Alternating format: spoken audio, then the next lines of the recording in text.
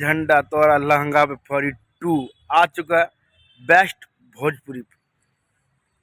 और गाना आते ही गाना पे बवाल मचा दिया। मचाल तो मचाल, लेकिन यादव जी के झंडा तोरा लहंगा पे फहरी 2 खेसारी लाल यादव और शिल्पी राज और कोमल सिंह तीनों ही इस गाने में नज़र आते हैं, दिखेंगे आपको। लेकिन कोमल सिंह जो है आपको फर्स्ट लुक पे नज़र आएगी डांस करते हुए अपने ट्रेंडिंग स्टार के साथ, खेसारी लाल यादव के साथ नज़र आएगी डांस करते हुए। देखिएगा, वीडियो दिखाते भी हैं।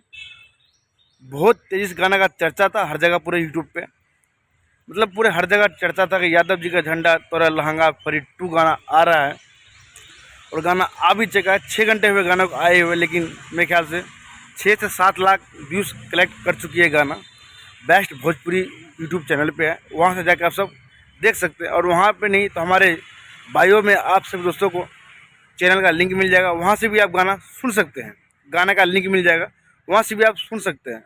बात करते हैं यादव जी के झंडा तोरा लहंगा पे फरी, जतिये ब्रांड हो करे जा, काहे खेसारी लाल यादव जी के झंडा तोरा लहंगा पे फरी। मतलब ये गाना आया है, गाना काफ़ी मस्त और काफ़ी पब्लिक का प्यार मिल रहा है, सभी दोस्तों एवं सभी का प्यार मिल रहा है गाना में।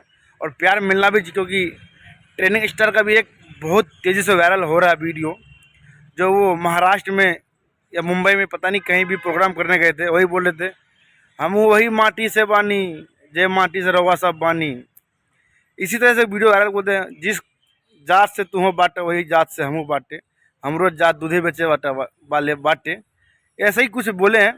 सुन लीजिए वो क्लिप विदारा, यहाँ हम सुने कि और फिर बताते हुए गाने में क्या मस्त मस्त लाइन। मतलब गाना सुनिएगा लगता है कि हाँ यादव जी का झंडा जो पुराना वाला था वैसा ही गाना ये भी है। यादव जी के झंडा तोरा लहंगा पे फरिए करे जा। प्यार दीजिए, आशीर्वाद दीजिए। जय बिहार, जय भोजपुरी, हर हर महादेव।